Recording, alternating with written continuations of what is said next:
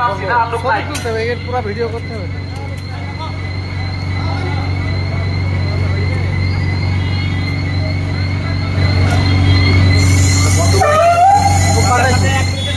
ওখানে লোক দাঁড়িয়ে নাই, ওখানে লোক দাঁড়িয়ে থাকে।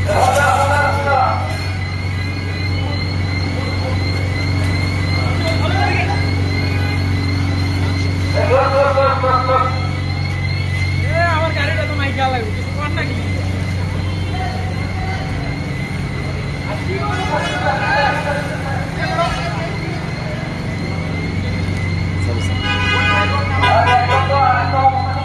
তারা পার্কে নিয়ে আসছে, তো আসলে রিয়েল সিনারিও আসলে মানে একদম মারা গেছে আর কি।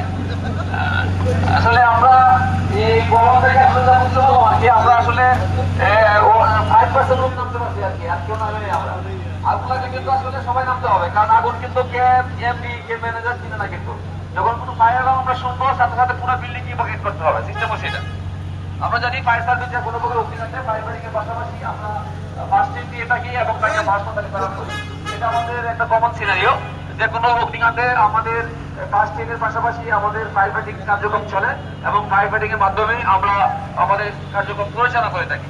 আর যেটা বিষয়, আমরা আপনাদের বিল্ডিং এ যেটা দেখলাম, ফেসিলিটিস খুব ভালো। আপনাদের ফায়ার ফাইটিং এর যে পানির প্রেশার, এটা আসলে খুবই সৌন্দর্যজনক।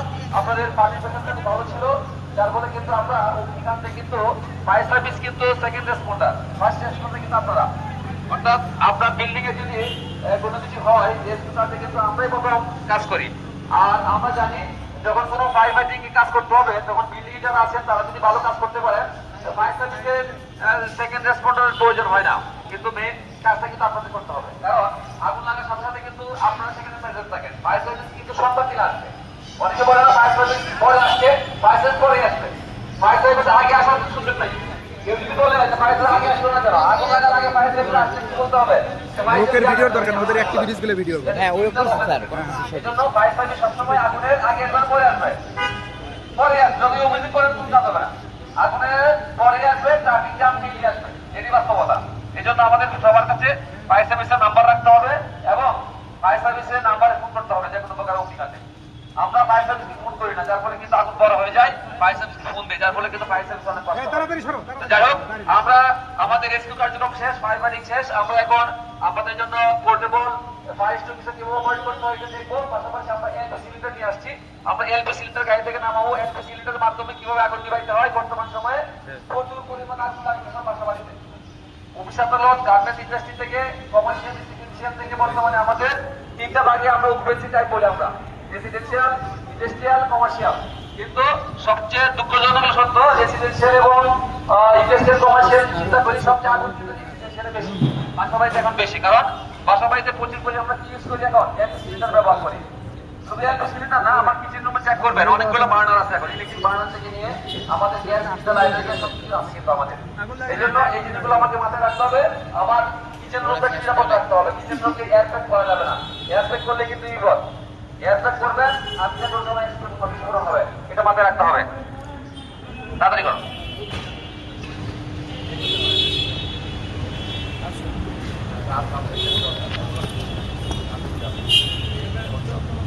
তাহলে আমরা বর্তমানে চেক করবো, একটা সিলিন্ডারে আগুন দিব। আমরা প্রথমে দেখাবো, তারপরে আপনারা এটা আগুন দিবেন।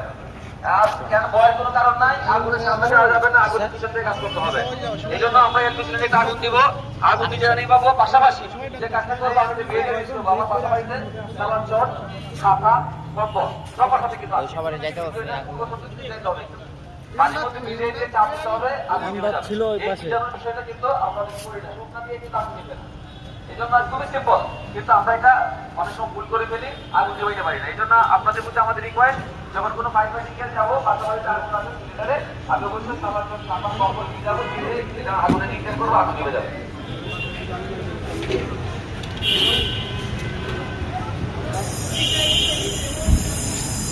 দেখি আমরা পিছন থেকে আগুন নিতে হবে, পিছন থেকে আগুনের পিছন দিতে হবে। খুবই সিম্পল। আপনারা কি আসেন, আপনারা কি আসেন, রাস্তাটা ব্লক করে যাবেন। মোবাইল মোবাইল ধরো আগে আগুনটা। এই মোবাইল নেন, আপনি মোবাইল নিয়ে ভিডিওটা করেন, যান সামনে যান, সামনে যান। এটা না এটা না এই যে এটা এই হয় না হয় না এই, ইয়া ভাই। একদম check এই করতে ফিরোজ হবে। ভাই সেদিকে গ্যাসটা মেরে এটা তো করা আছে স্যার এটা তো করতে বলছে ইয়া স্যার এটা তো করা আছে ভেরি গুড আমরা বস্তাতে চাপছো আমরা যদি মনে করি ডাইরেক্ট কন্ট্রাক্টে দিতে ভয় পাচ্ছি আমরা একটা বস্তা ইউজ করতে পারি সারা চোর ইউজ করতে কম্পাল ইউজ করতে পারি আমার এটা আমি তো দেখি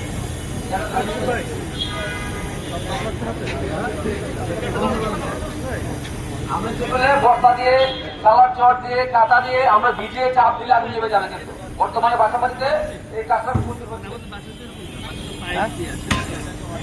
এত দূরে যাওয়া দরকার না আপনাদের এক কথা অক্সিজেন বন্ধ করলে হবে তুলে দাও আমরা এখন সিলিন্ডার যেটা আমরা বিষয় পোর্টেবল বাইরের সঙ্গে সাথে আগুন নিভাবো আমরা জানি বারোটাতে নিবে না জলে আমরা সিউ ইউজ করবো আগে সিউ ইউজ করবো CO2 আমরা জানি বাতাসে নর্মালি ওপেন স্পেসে CO2 কাজ করে না যদিও শিকার জন্য আমরা এটা করবো কারণ CO2 দিয়ে অন্যভাবে ইলেকট্রিক কমপ্লায়েন্সে ভালো কাজ করে CO2 ইয়াস বাসা অফিসের ভিতরে যেহেতু আমরা ওপেন স্পেসে আছে CO2 কাজ করবো না কিন্তু অপারেটিং সিস্টেমটা জানতে হবে অফিস করতে খোলার জন্য তালা করতে হবে তালা খুলে ফেললাম তারপর হচ্ছে aim at base of the fire আগুনের উপরে বেস করতে হবে তারপর হচ্ছে স্কুইজ দ্য অপারেটিং লিভার একটা অপারেটিং লিভার নিচে থেকে টানতে হবে তারপরে হচ্ছে সুইপ আগুনের পরে sweep from side to side আগুনের উপর আমাকে জ্বালা দিতে হবে এটা কাজটা করতে হবে PRWS 5 পয়েন্ট অ্যাপ্লাই করতে আগুন দেবে আগুন দেবে